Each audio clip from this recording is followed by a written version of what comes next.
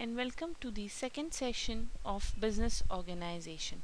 In this session, we will discuss about the objective and social responsibilities of business. So, while understanding the objectives and social responsibilities of business, we were going to cover the introduction of that, the economic objective, human objective, organizational objective, social objective, and social responsibilities of the business.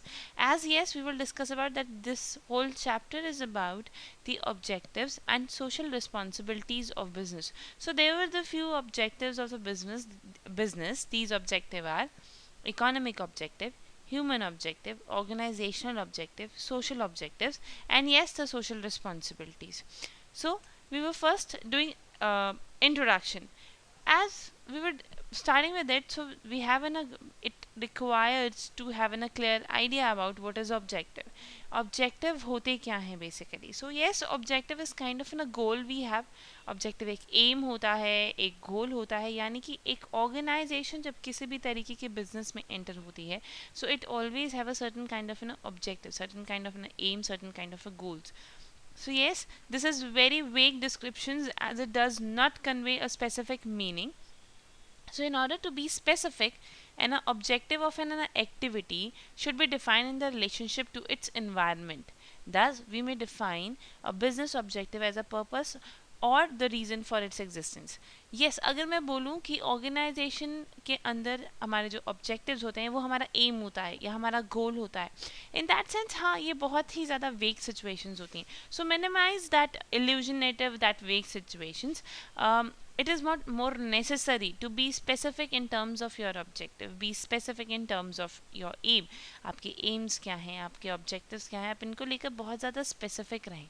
So in that case, आप जितने ज़्यादा अपने objectives को लेकर specific होंगे कि आपका objective क्यों है, क्या है, इसके पीछे reason क्या है, आपको किस तरीके से एक ऑर्गेनाइजेशन को किस तरीके से प्रॉफिट जनरेट करके दे सकता है, बेनिफिशरी है कि नहीं है, इस तरीके की अगर आपके ऑब्जेक्टिव की डिटेलिंग और इतनी स्पेसिफिकेशन आपके पास होती है, so in that case that's very obvious कि हमारा जो बिजनेस ऑब्जेक्टिव होता है वो एक रीज़न बन जाता है to exit in particular market. उस एक पर्टिकुलर मार्केट में एग्जिस्ट करने का वो रीज़न बन जाता है.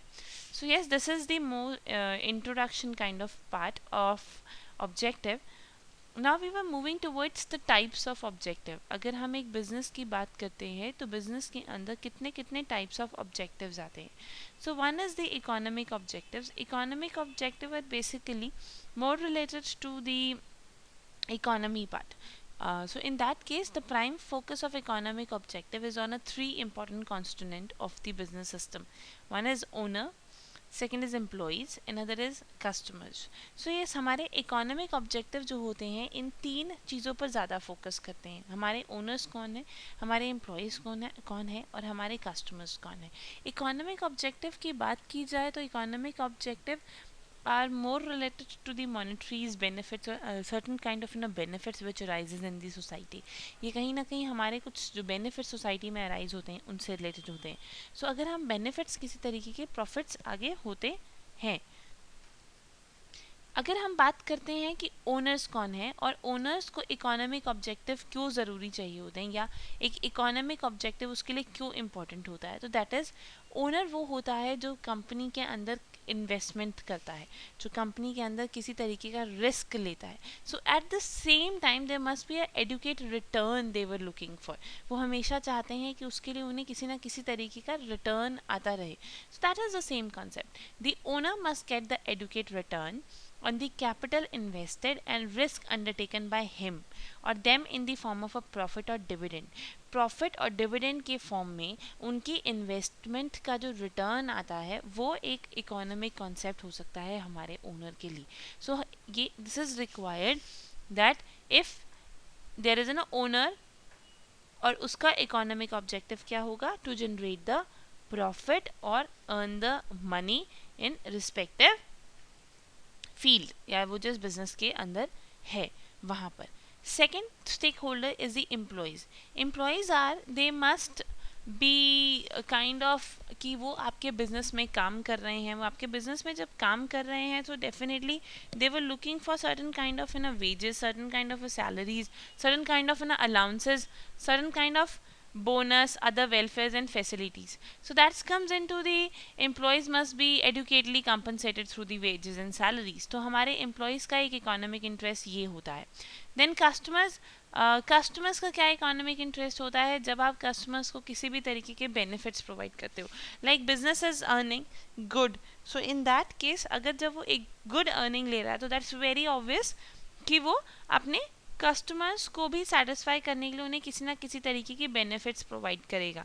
But if in the business is not earning good, so in that case वो कस्टमर्स को भी उतनी अच्छी फैसिलिटीज और उतनी अच्छी सर्विसेज प्रोवाइड नहीं करवा पाएगा.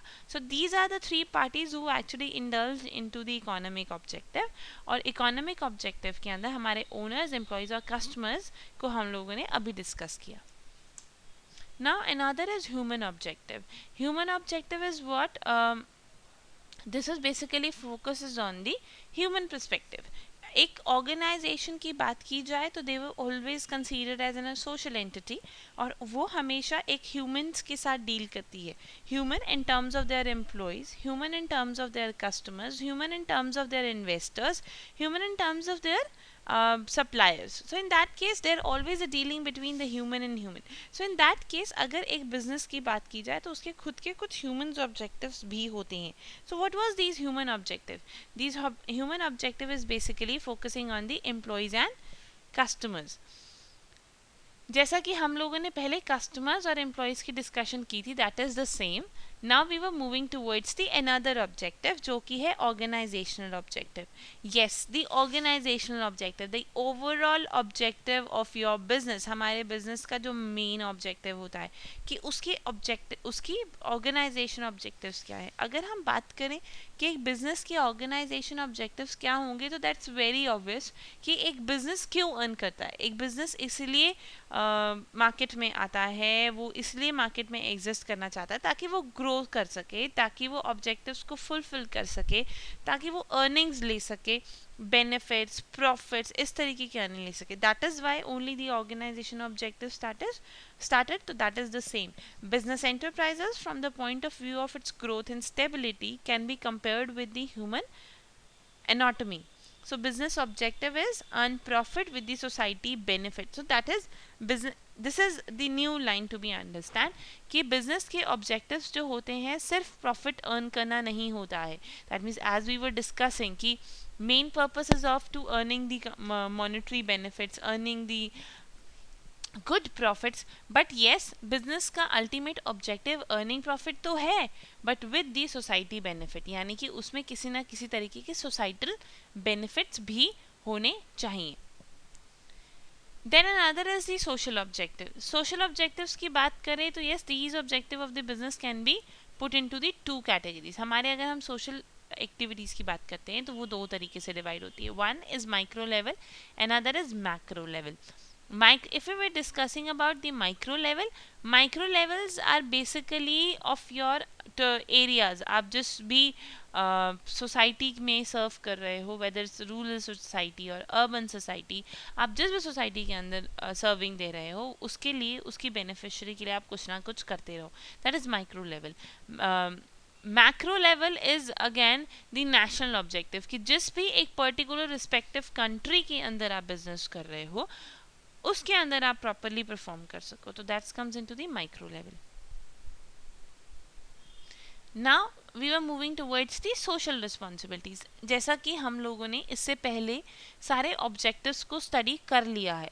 सो उस ऑब्जेक्टिव्स के अंदर क्या था, क्या क्या पॉइंट्स थे. The objectives was the economic objective, the human objective, the societal objectives. So जैसा कि एक टर्म ऑर्गेनाइजेशन ऑब्जेक्टिव के अंदर भी हमने स्टडी किया था कि business organization always wants to generate a profit. वो हमेशा किसी ना किसी तरीके के प्रॉफिट जनरेशन में बिलीव करती है, but at the same time this profit generation is always with the society. मतलब आप सोसाइटी के अगेंस्ट या सोसाइटी से अलग नहीं बनाओगे, आप हमेशा सोसाइटी को ध्यान में रखकर ही प्रॉफिट्स अर्न करोगे. So this is a kind of in a social responsibility of business. तो सोशल रिस्पॉन्सिबिलिटी ये होती है कि जब एक ऑर्गेनाइजेशन अपनी सोसाइटी की रिस्पॉन्सिबिलिटी लेती है. अगर एक कॉन्सेप्ट देखा जाए ऑर्गेनाइजेशन का, so organisation is always getting a resources from the society. हमारी जो भी हम जिस कंट्री के अंदर भी बिजनेस कर रहे हैं, उस कंट्री के जिस भी पार्ट के अंदर हम बिजनेस कर रहे हैं, बिजनेस करने के लिए, अपने प्रोडक्ट को बनाने के लिए या सर्विस प्रोवाइड करने के लिए, we always get a resources from our society. हमारी सोसाइटी से ही कुछ ना कुछ कॉन्ट्रीब्यूशंस आते हैं. उस कंट्रीब्यूशन से हम फर्दर ऑपरेशंस करते हैं. उन्हीं कंट्रीब्यूशंस पर हम ऑपरेशंस करके फाइनल प्रोडक्ट हम अपनी सोसाइटी को देते हैं. This is the very similar concept कि आप जब सोसाइटी से एक रॉ मटेरियल्स या एक रिसोर्सेज को ले रहे हो, फर्दर आप वही सोसाइटी को एक फिनिश गुड्स में रिटर्न भी कर रहे हो. दैट इज़ वाई एक बिजनेस को बहुत ज़्यादा रिक्वायर्ड होता है कि अपनी सोशल रिस्पॉन्सिबिलिटीज़ को फुलफिल करना, अपनी सोसाइटी को कंसीडर करना, सोसाइटी से रिलेटेड सारी वैल्यूज़ को कंसीडर करना. So yes, a large number of a significant changes has taken place in social, political, economic and other aspects of modern culture. हमारे मॉडल कल्चर के अंदर जितनी भी सोशल, पॉलिटिकल, इकोनॉमिक और जितने भी एस्पेक्ट्स हैं, उनमें कहीं ना कहीं चेंजेस वो कहीं ना कहीं डायनामिक नेचर्स में होते हैं, जिसके साथ कोप अप करते हुए बिजनेस को आगे परफॉर्म करना होता है. And social responsibility basically divided into the two part. One is supporting augmented, another is objective augmented. Supportive augmenting and objective augmenting सबसे पहले हम डिस्कस करेंगे किस तरीके से एक बिजनेस जो है सपोर्टिव ऑग्यूमेंट क्रिएट कर सकती है. First, response to the social demand. हमारी सोसाइटी के अंदर जो भी डिमांड होती है, social demand in the sense की वेलफेयर, बेनिफिट डिमांड्स जो होती हैं, उसको रिस्पॉन्स करना. मतलब कोशिश करनी चाहिए कि हमारा बिजनेस हमारी सोसाइटी के लिए कुछ ना कुछ करता रहे. Long term self interest of business. अगर बिजनेस अपनी सोसाइटी के लिए कुछ ना कुछ करती रहती है, तो वो कहीं ना कहीं इन रिटर्न उसे लॉन्ग टर्म बेनिफिट्स देता है. इस तरीके से सिनेरियो को देख सकते हैं कि I started with the company and उसे बहुत ज़्यादा शॉर्ट टर्म पीरियड के अंदर शॉर्ट टर्म बेनिफिट्स लेने के लिए मैं कम प्रोडक्ट के साथ एंटर हो जाती हूँ मार्केट के अंदर. लोअर प्राइसिंग के साथ मैं एंटर हो जाती हूँ. लोअर प्राइसिंग की वजह से ऑब्वियसली मेरी क्वालिटी भी, मेरे प्रोडक्ट की क्वालिटी बहुत ज़्यादा अच्छी नहीं होगी. But yes, I enter into market just to earn that short term profit, right.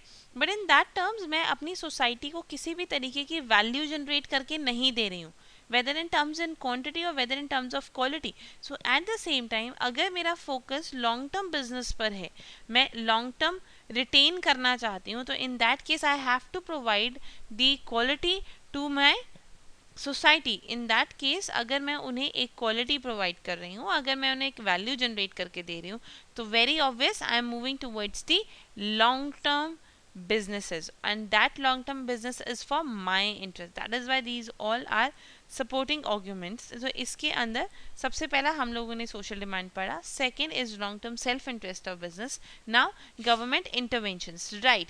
आप एक बिजनेस का बहुत ज़रूरी होता है, जो भी एक रिस्पेक्टिव गवर्नमेंट होती है उसके साथ इंटरवेंशंस करके चलना. दैट मीन्स एक टुगेदरनेस लाके आपकी गवर्नमेंट आपको हर एक बिजनेस परफॉर्म करने का किसी ना किसी तरीके की रूल्स एंड रेगुलेशंस और किसी ना किसी तरीके की आपको वैल्यूज़ प्रोवाइड करवाती हैं, लॉज प्रोवाइड करवाती हैं, रूल्स एंड रेगुलेशंस प्रोवाइड करवाती हैं. सो बिजनेस का काम यही होता है कि उन सबको कंसीडर करते हुए आगे फर्दर मूव ऑन करना. Then public image, yes, one of the most important one. एक बिजनेस की जब एक जैसे जैसे इमेज क्रिएट होती है, वैसे ही उसकी गुडविल भी जनरेट होती है. सो हम अगर एक सोशल रिस्पॉन्सिबिलिटी के कॉन्सेप्ट में आते हैं, तो it always help us to generate the public image. Then social culture norms. Social culture norms are basically those जो कि सोसाइटल कल्चर नॉर्म्स होते हैं. That means we were giving, हम जिस भी एक रिस्पेक्टिव कंट्री में बिजनेस कर रहे हैं, उस कंट्री में जितने भी हमारे कल्चर्स हैं, जितने भी रिलीजन्स हैं, हम उनके नॉर्म्स को फॉलो करते हैं, हम उनके वैल्यूज़ को फॉलो करते हैं. That is the same. अगर आप किसी भी तरीके की, जैसे बिजनेस अगर किसी भी ऐसे प्रैक्टिस में आता है जो किसी भी तरीके के कल्चर को चैलेंज करता है या कल्चर पर क्वेश्चन मार्क लगाता है, तो उस केस में वो बिजनेस सपोर्टिव नहीं होगा. तो सोशल रिस्पॉन्सिबिलिटी ये भी होती है कि आप वहाँ उस रिस्पेक्टिव कंट्री की सोशल और कल्चर वैल्यूज़ को रिस्पेक्ट करो. Then consequences amongst the consumers. Yes, the relativeness of your consumers. आप अपने consumers के साथ कितना ज़्यादा related हो, आप अपने consumers के साथ कैसे काम perform करते हो, that comes into the amongst the consumers. And then the strong trade union. Yes, one of the most important one, that strong trade union. हमारी trade union जो होती, they were actually welfare for our societies and welfare for our employees. So in that case हमारी organization के पास हमेशा एक अच्छी और strong trade union होनी चाहिए. Now objecting arguments. Objecting arguments में ऐसे कौन कौन से ऑब्जेक्टिव आर्ग्यूमेंट्स हैं जो एक्चुअली उसको ऑब्जेक्ट कर जाते हैं सोशल रिस्पॉन्सिबिलिटीज़ वाले क्राइटेरियाज को. सबसे पहले violations of a rules of a profit maximization. Yes, अगर हम थोड़े से सोसाइटल बेनिफिट्स में जाते हैं सो ऑब्वियसली हमारी प्रॉफिट मैक्सिमाइजेशन वाला कॉन्सेप्ट जो होता है वो थोड़ा सा लेट डाउन हो जाता है. But again this is the business, this is the concept कि आप एक स्टेबिलिटी इशू लेकर आओ जिसमें आप सोसाइटी के लिए भी बेनिफिट दे रहे हो और प्रॉफिट मैक्सिमाइजेशन और प्रॉफिट जनरेशन भी कर रहे हो. Than less efficient use of resources. Again अगर आप ऑर्गेनाइजेशन में सोशल रिस्पॉन्सिबिलिटीज़ पे आता हो तो it more divide your resources. So in that case less efficient use of resources भी इसका एक कॉन्सेप्ट हो जाता है. Burden on consumer.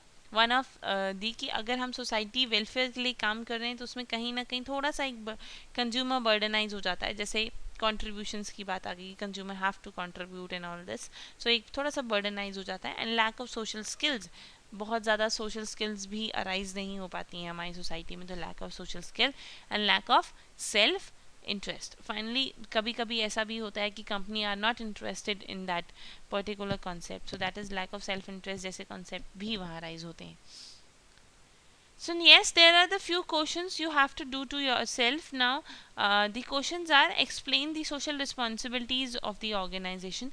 Social responsibility का पूरा concept आपको explain करना है कि पूरा concept उसका है क्या, क्या उसके subjectives हैं, क्या उसके supportive हैं और क्या उसके objective criteria हैं. You have to explain it. Another is what are the objectives and why it is essential. एक organization के objectives या ऑब्जेक्टिव क्या है you have to define first. कितने ऑब्जेक्टिव्स हैं और वो ज़रूरी क्यों हैं. So these are the two questions you have to do it. And for today thank you so much.